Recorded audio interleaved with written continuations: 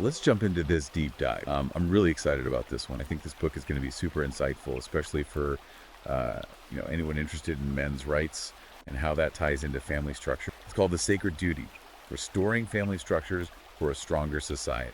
I think you're going to find it really resonates with a lot of the stuff we see online too, like in those red pill communities. Yeah, for sure. So the book really digs into this whole idea of masculinity, but not just as like a personal thing, right? It frames it as something that's crucial for society as a whole. Definitely. I mean, it's a pretty bold claim, but the author makes a pretty strong case for it. So let's talk about that crisis of masculinity that the book talks about. Have you ever heard that term before? Oh, yeah, for sure. It's become pretty common in certain circles. Right. So how do you think that connects to the idea of like covert contracts that we hear so much about in like the red pill community? That's a really interesting question. I think you could argue that a lot of men are kind of entering into these covert contracts without even realizing it, you know? They're trying to live up to these expectations that might not actually be serving them or their families in the long run. It's like they're playing a game where they don't even know the rules. Yeah, exactly. And the book doesn't shy away from talking about the consequences of all of this. You know, the impact it has on men's mental health, the breakdown of families, all that heavy stuff. Yeah, for sure. It's definitely not sugarcoating anything. Now, one of the things that really jumped out at me was the book's take on the alpha male. It seems like that term gets tossed around so much, but the book really challenges the typical image we have. Oh, yeah. The author is not messing around when it comes to that. He basically says straight up that the real alpha male isn't about dominance or aggression. So it's not about being like the loudest guy in the room or always trying to one-up everyone. No, not at all. It's more about leadership, about protecting and providing for your family and your community. Okay, so like back in the day, the alpha male was the one who would defend the tribe from danger. Right, exactly. But today it might look a little different. So instead of fighting off saber-toothed tigers, it's about being the guy who steps up and takes care of things when things get tough. Yeah, like think of a father calmly leading his family to safety during a flood. You know, it's not about brute force. It's about having that strength and using it to protect the people who depend on you. That's a way more empowering image than that whole chest-thumping stereotype we usually see. Totally. And the book actually gives a ton of practical advice on how to embody that archetype in everyday life. Oh yeah, that's what I loved about it. It doesn't just leave you hanging with all these abstract ideas. It actually tells you what to do. Right. It's all about taking action. So the book talks a lot about physical strength, but also mental strength too. So it's about hitting the gym, but also working on your mental game. Yeah, exactly. It's like this whole holistic approach, you know, taking care of your body, pushing yourself physically, but also building that mental toughness, discipline, resilience, all that good stuff. And that ties in with the whole red pill thing too, right? Like that emphasis on self-reliance. For sure. The book really pushes that idea of being capable and independent, being able to handle whatever life throws at you, and take care of yourself and the people you love. Okay, so that makes sense. And then the book also gets into this really interesting dynamic between fear and desire. I think this is something that everyone can relate to. Oh, absolutely. Fear and desire are kind of these primal forces that drive us all, right? Yeah. But they can play out in different ways for men. So the book is saying that men shouldn't just suppress their emotions. Right. It's more about understanding and harnessing those forces. Yeah. You know, using them as fuel for growth. I remember reading that and thinking like, wow, how many times have we been told to just man up and ignore our feelings? Yeah, totally. But the book is like, no, you got to confront those emotions. You got to work with them. Okay, so instead of like pretending to be fearless, Yeah. you're supposed to use that fear as motivation. Exactly. Like instead of letting the fear of failure paralyze you, you use it to push yourself to work harder and achieve your goal. So it's about reframing fear. Instead of being something to be ashamed of, it becomes a tool. Right. And the same goes for desire. Like it's not about denying those desires. It's about channeling them in a way that's actually beneficial. So it's not just about giving in to every impulse you have. Yeah. It's about choosing which desires to pursue and how to pursue them in a healthy way. Exactly. Like the book talks about Elon Musk, not as someone who's driven by greed, but as someone who's using his ambition and desire to achieve these incredible things. Yeah, that's a great example. Yeah. Like he's definitely got that drive, but it's directed towards a bigger purpose. Right. And the book also talks about the need for balance. You know, it's great to have ambition, but you got to balance that with contentment too. So it's not just about constantly striving for more. It's also about appreciating what you have in the present moment. Yeah, exactly. It's about finding that sweet spot where you're driven to achieve, but you're also content with where you are on the journey. I think that's a really important message for everyone to hear, especially in today's world, where we're always being told we need to be more, do more, have more. Totally. It's easy to get caught up in that rat race. But this book reminds us that there's more to life than just chasing after the next thing. And that ties in with a lot of the stuff we see in those red pill communities too. You know, that whole idea of finding purpose and meaning outside of just material success. Yeah, for sure. It's about finding something deeper, something that truly fulfills you. So this whole idea of legacy really stood out to me. Yeah. Like the book talks about leaving behind a mark on the world. Challenges us to think about the impact we want to have, what we want to be remembered for. So it's not about like building the biggest house or having the fanciest car. Nope. It's about creating something that outlasts you, something that benefits future. It's like leaving the world a better place than you found it. Yeah, exactly. Yeah. And the book uses this really powerful example of Nelson Mandela, a man who dedicated his life to fighting for justice and equality. His legacy isn't about wealth or possession. It's about the values he stood for and the impact he had on millions of people. Yeah, that's a powerful image. It's about making a real difference in the world. Right. It's about finding something bigger than yourself to contribute to, something that gives your life meaning and purpose. That's definitely something I think a lot of guys are searching for. For sure. And this book really speaks to that longing. Now, one thing that kind of surprised me was how the book talks about both connection and freedom. It seems like those two things could be at odds with each other. Yeah, it's definitely a delicate balance. But Yeah. the book argues that both are essential. So it's not about choosing one over the other. No, it's about finding a way to have both. It's about building strong, meaningful relationships with other people, but also maintaining your own individuality, your own autonomy. It's like being part of a team, but also being your own person. Exactly. And that can be really challenging, especially for men who are trying to navigate marriage and family life. You know, finding that sweet spot where you're fulfilling your role as a husband and father, but also staying true to yourself. I could see how that would be a struggle for a lot of guys. Yeah, it's something that a lot of men are grappling with, and this book provides some really helpful insights into how to find that balance. It's like figuring out how to be both connected and independent at the same time. Right, and that's not always easy, but it's definitely worth striving for. Okay, so we've talked about the crisis of masculinity, the alpha male, fear and desire, legacy, connection, and freedom. Now, the book also introduces this concept of practical spirituality. What exactly does that mean? Okay, so basically the book argues that spirituality doesn't have to be about blind faith or rejecting logic. You know, it can be something that's actually practical, something that integrates reason and experience. So it's not about just following dogma or ritual. Right, it's about finding a spiritual approach that actually works for you in your everyday life. Okay, so it's about connecting with something bigger than yourself, but in a way that makes sense for you. Exactly. And the book suggests that this kind of practical spirituality can be really valuable for men who are looking for a sense of purpose and direction.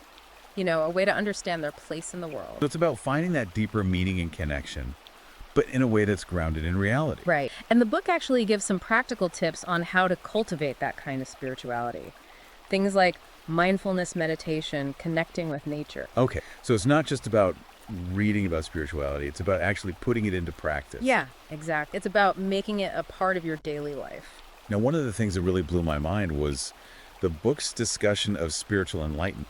You don't usually see that topic linked to I masculinity. know, right? It's not exactly what you'd expect to find in a book about men's issues, but the author makes this really compelling argument for how they're connected. So what's the connection? Well, the book defines spiritual enlightenment as this process of transcending the limitations of the ego and connecting with something larger than yourself. Okay, so it's about recognizing that you're part of something bigger than just your individual self. Yeah, exactly. And it's about tapping into that deeper level of consciousness and understanding. So how does that tie into masculinity? The book argues that this journey of self-discovery and personal growth is crucial for men who want to live fulfilling and meaningful lives. It's about becoming more self-aware, more in tune with your purpose in life. Okay, so it's not just about enlightenment for enlightenment's sake. It's about how it can help men become better versions of themselves. Right. And the book also talks about this idea of cyclical growth. You know, this idea that setbacks and challenges are actually necessary for our development. So it's like those challenges are actually opportunities for growth. Exactly. It's about reframing those difficult experiences and seeing them as a chance to learn and evolve. So instead of letting those challenges break, you use them to become stronger. Yeah, it's about developing that resilience, that grit, that ability to bounce back from adversity. That makes sense. And the book uses a really great example to illustrate this idea. Oh, yeah. The story of Hercules and his 12 labors. I love that story. So each labor was like a cycle of growth, right? Pushing him to his limits, but ultimately leading him to greater strength and wisdom. Exactly. It's a perfect analogy for this whole idea of cyclical growth. You know, facing those challenges head on and emerging from them transformed. Okay, so we've talked about spiritual enlightenment, cyclical growth.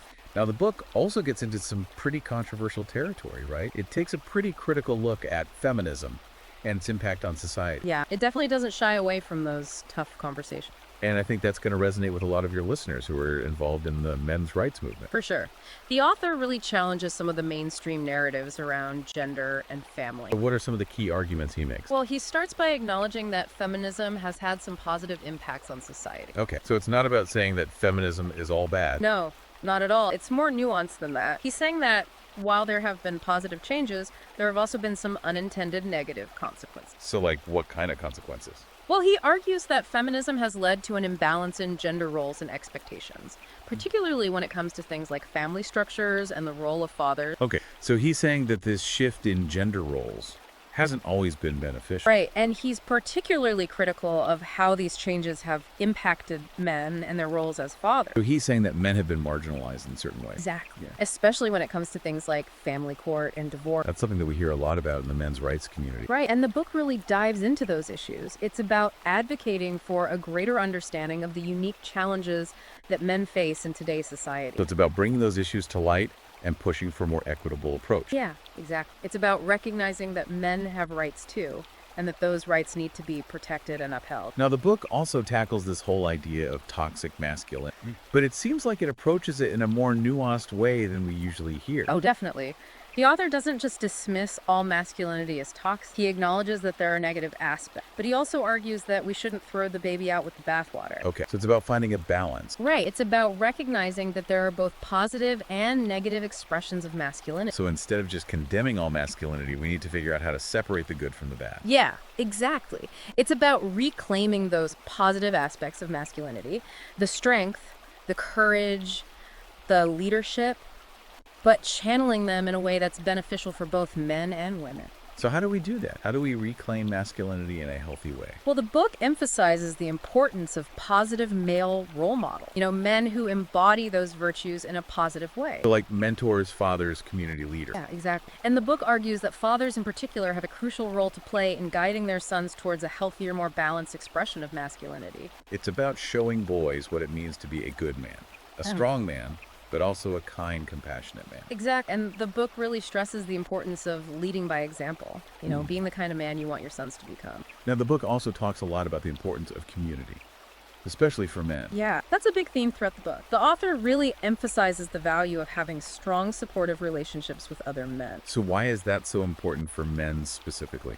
Well, he argues that in modern society, men have lost a lot of those traditional spaces where they could connect with each other and build those bonds of brotherhood. So like what kind of spaces? Like fraternities, sports teams, men's groups, those kinds of things. He says those spaces provide a sense of camaraderie and belonging that can be really crucial for men's well-being. It's like creating a tribe, a place where men can feel seen, heard, and understood. Exactly. And he challenges the idea that these male-only spaces are somehow inherently sexist or exclusionary. Okay, so it's not about excluding women. It's about recognizing that men have unique needs and that these spaces can help to meet those needs. Right. And the book also emphasizes the importance of mentorship, having older, more experienced men who can guide younger men on their journey. Yeah, I think that's something that's really missing in a lot of young men's lives today. Those positive male role models. For sure. And the book really stresses the importance of seeking out those mentors and also being a mentor to others, passing on that wisdom and experience to the next generation. So it's about creating a cycle of support and guidance. Exactly. It's about building that brotherhood that can help men navigate the challenges of life and achieve their full potential. Now, the book also raises some concerns about men's health, both physical and mental. Yeah, it talks about how a lot of men are neglecting their health. They're not taking care of themselves physically or emotionally. And what are some of the factors contributing to that? Well, the book talks about the negative impact of modern distraction. Things like excessive screen time, unhealthy eating habits, all that stuff. It's like we're constantly bombarded with temptations and distractions that are pulling us away from taking care of ourselves. And that can definitely take a toll on your health, both physically and mentally. For sure. And the book really emphasizes the importance of discipline, of making those conscious choices that support your well-being. So it's not just about willpower. It's about creating healthy habits and routines that become second nature. Exactly. It's about making those small changes that add up over time. Like what kind of changes? Well, the book talks about things like eating a healthier diet, getting regular exercise, prioritizing sleep. Those basic foundational things that can make a huge difference. Okay. So it's about taking care of your body so that you can be strong and resilient. Right. And so that you can be there for the people who depend on you, your family, your friends, your community. Now, the book also gets into the issue of men's rights, which is a topic that often gets a lot of pushback. but the book really dives into it head on. Yeah. The author argues that men have been marginalized in many ways, especially when it comes to things like family court and divorce. So it's about acknowledging that men face unique challenges in those areas. Right. And it's about advocating for a more balanced and equitable approach, one that takes into account the needs and rights of both men and women. So it's not about saying that men are the only victims or that women don't face challenges. It's about recognizing that there are injustices that men face and that those injustices need to be addressed. Exactly. It's about creating a more just and equitable society for everyone. Okay, so we've talked about men's health, men's rights. Now, the book also touches on this concept of self-actualization, which is a pretty big topic. Yeah, it's this idea of reaching your full potential, becoming the best version of yourself. And how does the book connect that to masculinity? Well, the author argues that self-actualization is a journey that's essential for all human beings, but that it has a unique significance for men. It's about embracing your strengths, your purpose in life, your role in the world. Okay, so it's not just about personal growth. It's about how that personal growth ties into your masculinity. Exactly. It's about becoming the kind of man you were meant to be. And the book talks about some specific factors that contribute to self-actualization, right? Yeah. He talks about the importance of having a supportive environment, surrounding yourself with people who believe in you and encourage you to grow. So it's not just about doing it all on your own. It's about having that support system. Right. And he also talks about the importance of personal growth, constantly challenging yourself, learning new things, expanding your horizons. So it's about always striving to become a better version of yourself. Exactly. And the book provides a lot of practical advice on how to do that, how to set goals, how to develop discipline, how to overcome obstacles. Now, the book also goes pretty deep into the whole idea of fatherhood. It's like a recurring theme throughout the book. Yeah, the author sees fatherhood as this sacred duty, this vital role that men play in shaping future generations. It's not just about being a biological father. It's about being an active and engaged presence in your children's lives. Exactly. It's about being a role model, a mentor, a provider, a protector. And the book talks about the importance of being emotionally present, too, right? Oh, absolutely. It's not just about the practical stuff. It's about being there for your kids emotionally, supporting them, encouraging them, guiding them. So it's about creating that strong emotional bond that will help them thrive. Right.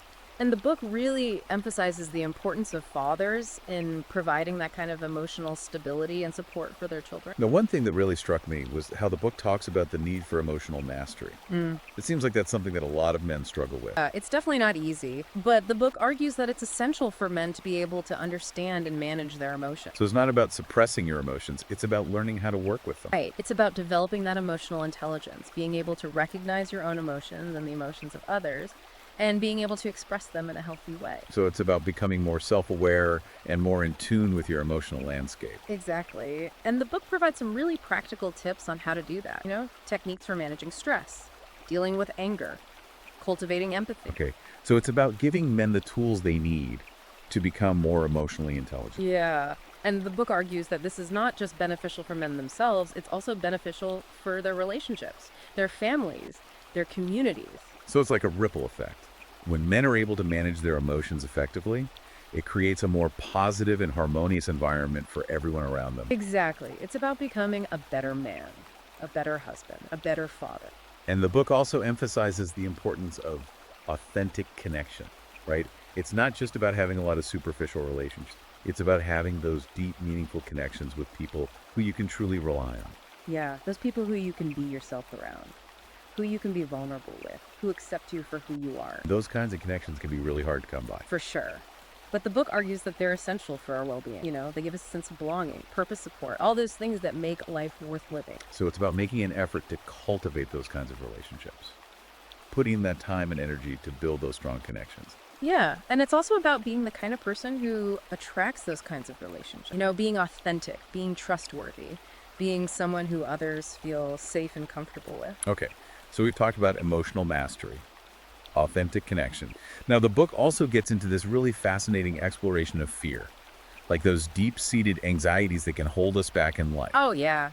The book really dives deep into that. It talks about the 6 primary fears that men face. Things like the fear of failure, the fear of rejection, the fear of not being good enough. Those are definitely fears that I think a lot of men can relate to. For sure. And the book argues that these fears can be really powerful. They can paralyze us, prevent us from taking risks, keep us stuck in our comfort zones. So it's about recognizing those fears and then figuring out how to overcome them. Right. And the book emphasizes that overcoming fear isn't about pretending it doesn't exist. It's about acknowledging it, understanding it, and then developing strategies for managing it. So it's about facing your fears head on rather than letting them control you. Exactly. And the book provides a lot of practical advice on how to do that. Techniques for reframing your thoughts, challenging your negative beliefs, building your confidence. Okay, so it's about giving men the tools they need to confront their fears and move forward in life. Yeah. And the book also emphasizes that courage isn't about being fearless.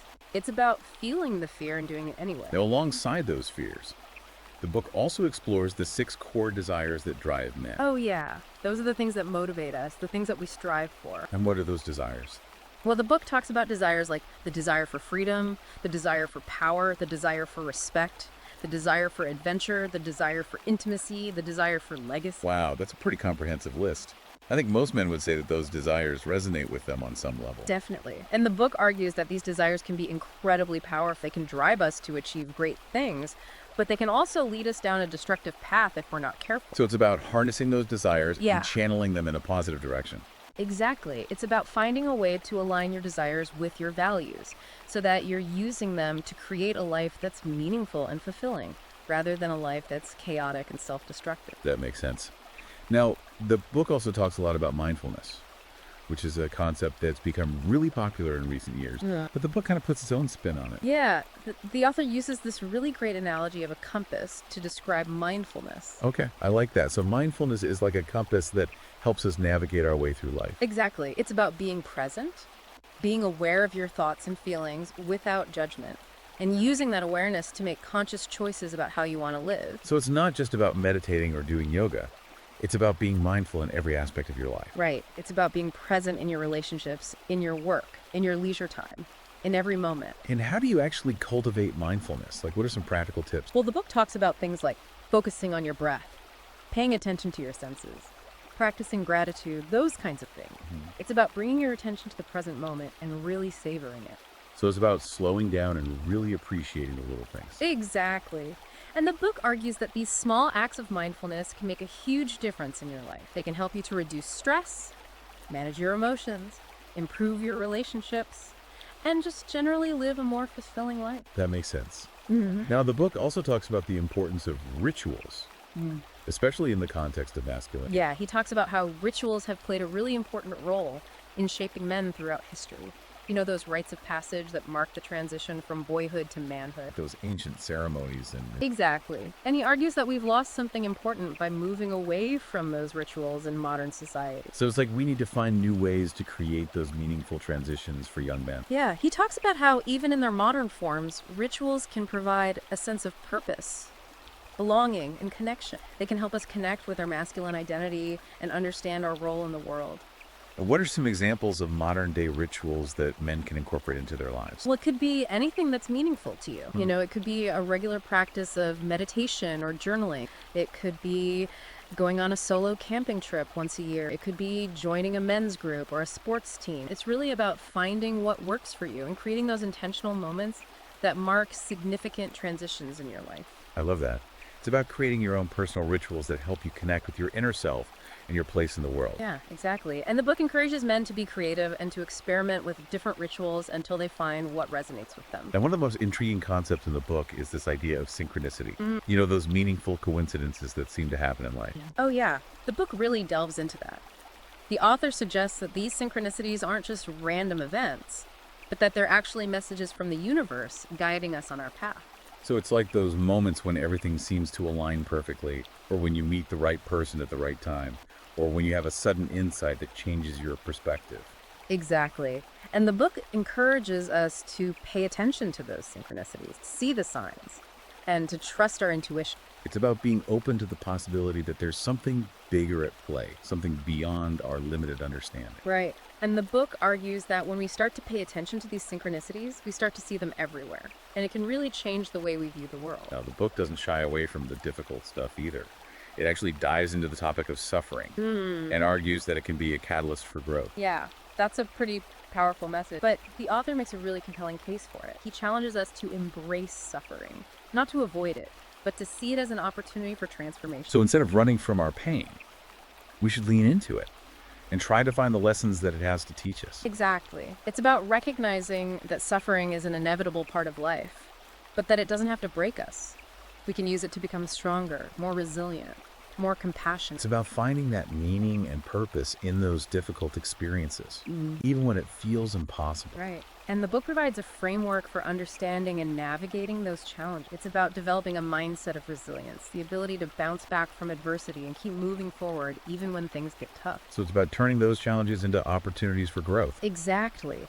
And the book argues that by facing our suffering head on, by embracing the difficult parts of life, we can emerge from those experiences transformed, more whole, more complete. And all of this leads to the book's ultimate message about spiritual enlightenment. Yeah, it's like the culmination of this whole journey, this process of self-discovery and personal growth that leads to a deeper understanding of ourselves and our place in the universe. And the book suggests that this journey of spiritual enlightenment is intricately linked to masculinity. Right, exactly.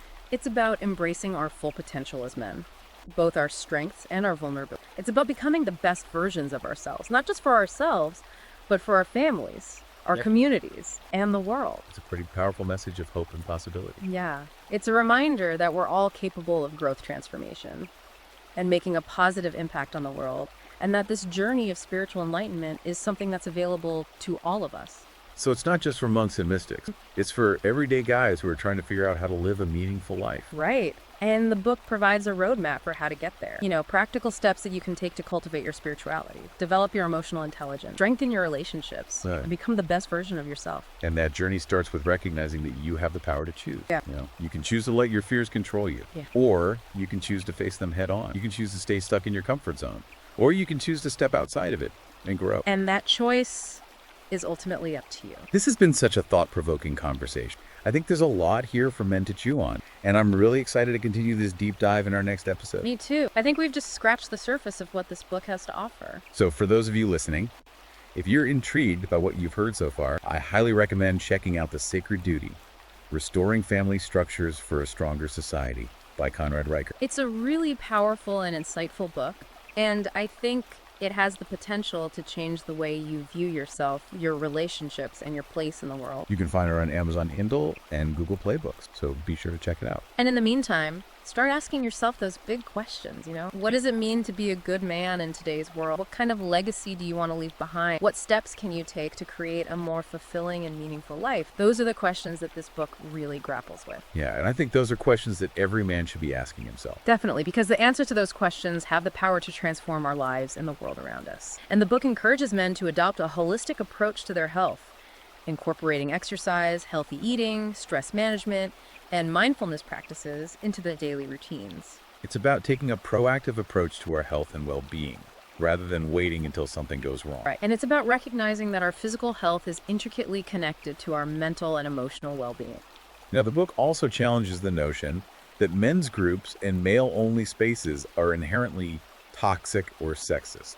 The author argues that these spaces can actually be incredibly beneficial for men, providing a sense of camaraderie, support, and shared purpose. It's about creating a safe and supportive environment where men can connect with each other, share their experiences, and learn from one another. It's about building brotherhood, about strengthening those bonds of male friendship that are so essential for our well-being. It's like creating a tribe where men can feel supported and encouraged to become the best versions of themselves. Exactly.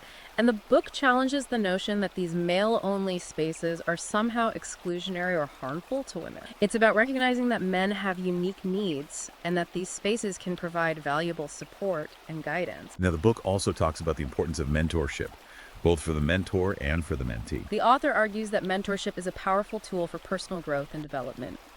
He encourages men to seek out mentors who can guide them on their journey and to be mentors to others who are coming up behind them.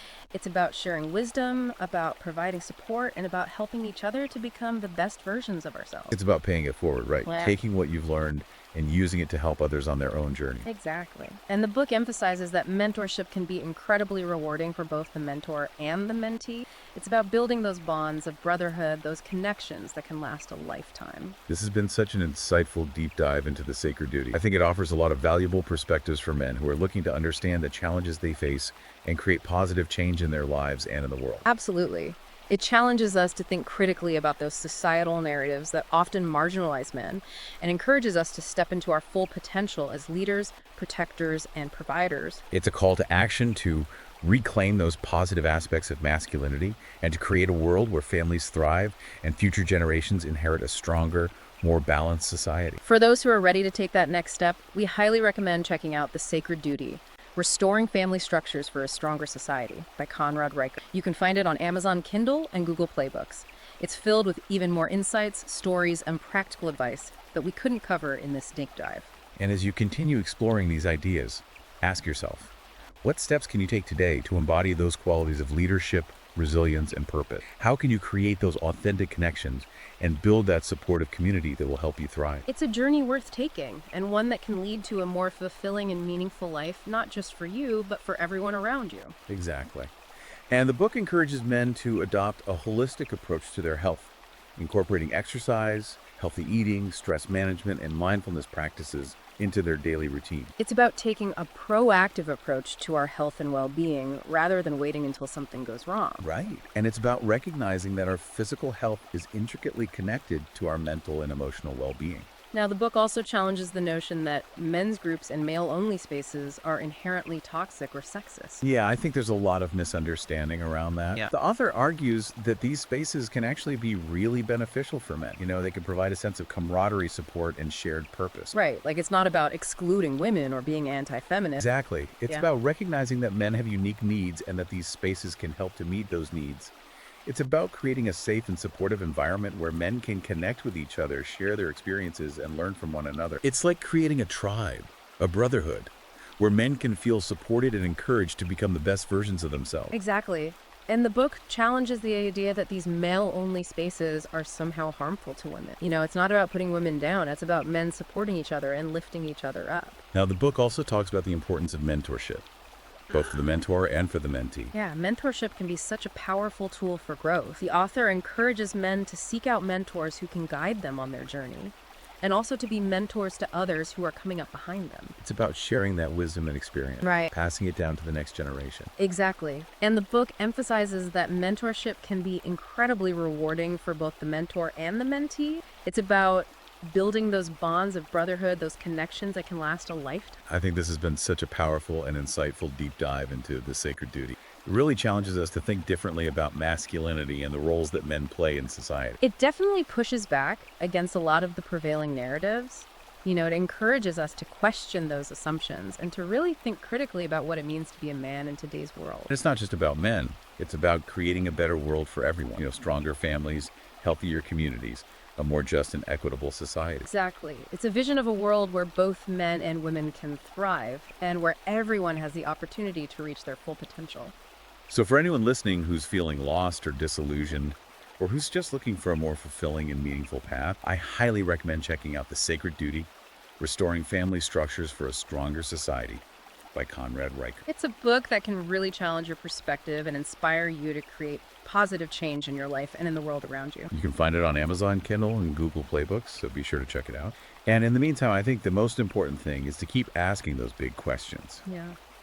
What does it mean to be a good man? What kind of legacy do you want to leave behind? What steps can you take today to become the best version of yourself? Those are the questions that this book really grapples with. And I think they're questions that every man should be asking himself. It's a journey that's worth taking. And I hope this deep dive has given you some valuable insights and tools to help you along the way. Me too. Thanks for having me. Thanks for being here.